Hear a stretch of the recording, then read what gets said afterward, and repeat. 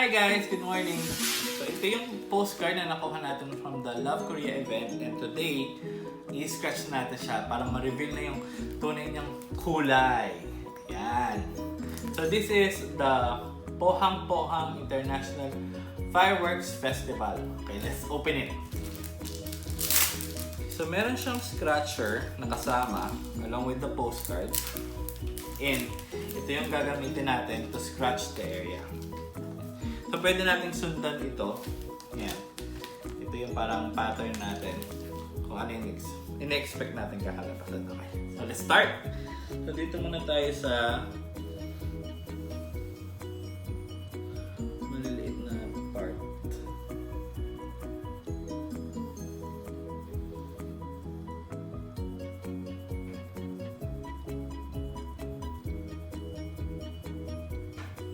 Actually, mahirap siya. Akala ko madali lang siya.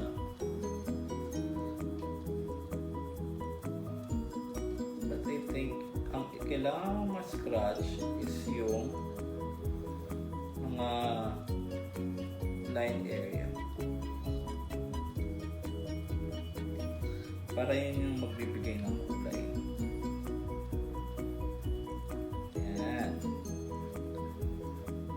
Madali actually kasi ang dami niya So let's just work on it na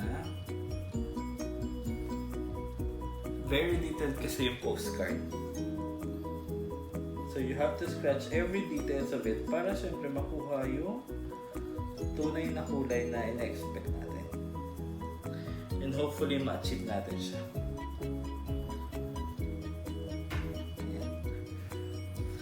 So I'm trying to reveal muna yung mga malalaking part. Like this.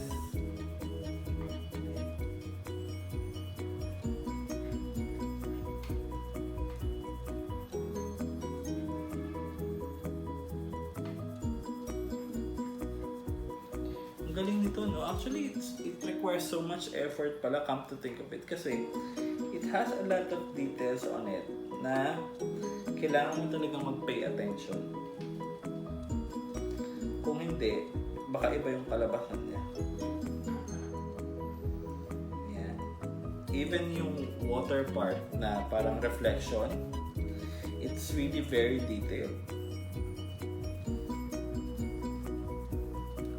I hope na mabigyan ko ng justice ng postcard ko. Yan.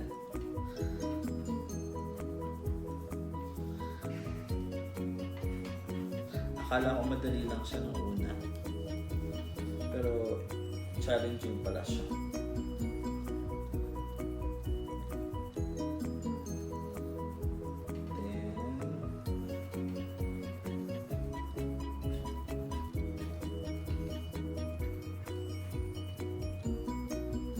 Unahin na natin yung mga fireworks para makita natin yung mas colorful part. Actually, ang hirap naman kasi when you look on it, yan, yung details mismo, it's really very detailed. You know, diba? But at least, we're getting there. It will just take some time.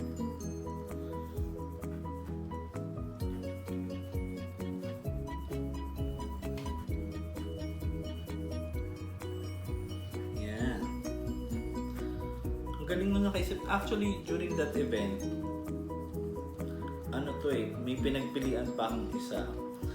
Yung isa, ang design niya, parang yun yung Gyeongbok Palace. Yun. Basta yun, yung malaking palasyo na pwede kang magsuot ng costume. Parang yun yata yung design. Tsaka to. So, I chose this. Mayroon pa palang siya parang tower siya. Pero hindi yun Seoul Tower But I chose this kasi parang with the colors, marami siyang kulay. And meron siya, I think this is the Seoul Tower. Mahirap pala siya, grabe. It's not easy kung isipin at yung effort na gumawa nito, feeling ko, I don't know, feeling ko sobrang hirap. Kasi you have to be really into details of it eh. I think nasa mga ano pa lang ako, 30%. Kasi nga, ang hirap niya. But I'm really enjoying it. Kasi I'm seeing the colors out of the dark ones. Yun lang kasi. Sana mabigyan ko ng station yung pag i-scratch ko. Ayan. Here.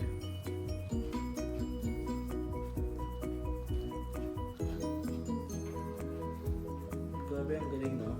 Actually, that afternoon, but it was like a 3 days event, I think, since Friday. And ang dami talagang visitors. So, which means, you know, Koreans are very much welcome sa bansa natin. And we really enjoyed their culture, their attitude, especially their Korean dramas, you know. And then yung mga ano natin, yung mga ano pala nila, yung mga Korean stars nila, and their dance moves. How's it going now? When I first visited Korea, that was my 26th birthday. Tapos, I went there alone. DIY, tapos all by myself. Ganon. Ganon lang yun. And then, you know, it was a good experience. Kasi una, it was during my 26th birthday. Tapos, November, so malamig. Doon ko na-experience talaga yung umuusok yung bibig mo habang nagsasalita. Kasi I remember, on the day of my birthday, siya, -1 yung temperature. Kaya sobrang lamig. I had to wear like tatlong patong ng damit. So I had my shirt, then I had my first jacket, and then second jacket. I don't have idea kasi I know what winter is, pero hindi ko naman na-expect na winter kasi yung pupuntahan ko din. Yung tamang lamig lang.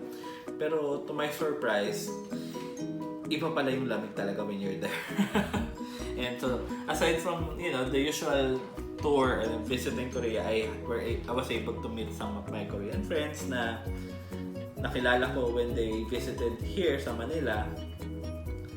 You know, a little catch up dun sa iba kasi pag nandun ka na, di ba? Nasa Korea ka, no? So I stayed there like 5 days and celebrated my birthday there. I think what is the most special part of it is that during my birthday, I think it was a Sunday that time. I was able to, you know, had my first thing in the morning Sunday routine, which is going to church and say a little prayer for my birthday kasi nga, you know, I was able to reach 26 and I was able na i-celebrate yon sa Korea. So I went to a Catholic church sa Myeongdong. That's very early in the morning. It's nice kasi they have Catholic church dun sa Korea. Kaso kasi yung salita Korean, so I tried na naintindihin na lang based dun sa sequence na alam ko dun sa ating church. But I enjoyed it, and then I had coffee right after that na kasi nga sobrang lamig. -1 yung temperature. Ayan. But since hindi naman tayo nakaka-experience nun dito, so why not, diba? For a change na malamigan naman. So I think I'm not really almost done, but I'm almost there. Yeah.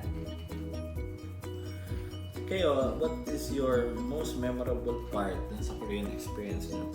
Actually, aside dun sa, the whole experience, na-enjoy ko yung food. And aside sa Seoul, nagpunta rin kasi ako ng Busan. Alam mo yun, dun ka na-experience na nasa beach ako. I think, what was the beach? Handong Bay? Or Handong Beach?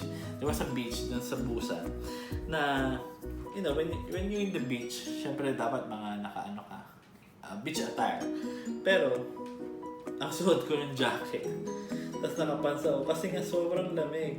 Tapos, I was drinking my iced tea. Ewan ko ba kung bakit kahit malamig nag-iced tea ako. Hindi ako nagkakape. And then, kumakain ako ng bread. Tapos, may mga, hindi naman sila mga dove, pero mga relatives sila ng birds na lumalapit sa akin. Parang alam mo yun, yung papakainin mo sila. Pero syempre baka mamaya kasi bawal magpakain doon. So, I had to avoid them. But the thing is, ang saya ng experience kasi, you know, Busan is really good. And the experience going there, yung literally train to Busan, that was my experience. Yun. I really love it kasi it was fast than the usual. Pero according to my friend there, when it was like yung talagang diretsuhan lang, hindi humihinto na sa mga stasyon, mas mabilis. And what's so special about that trip also is that yung hotel na tinirahan ko was really accommodating. And ang ano niya, for that price that I got there, sobrang affordable na talaga. Talagang worth it yung value for money mo. Yeah. Oh, how am I going here? Let's see. Mukha bang mapaperfect ko siya, mabibigyan ko ng station. Actually, kasi there are really small details that you really have to work on it. Hindi siya yung parang plain lines lang. Yeah.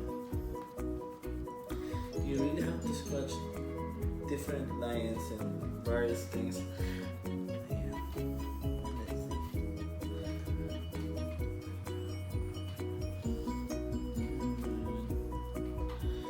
What else? Actually, yung fireworks kasi maganda. Maganda talaga siya kung mabibigyan mo siya ng hustisya. Yung hustisya ba yung tawag doon? Kasi nga, sobrang detail na. But I really like it. I love what I'm doing here. And I think this is very creative. Kung sino naman nakaisip nito. Sobrang, I mean, it was fun doing it.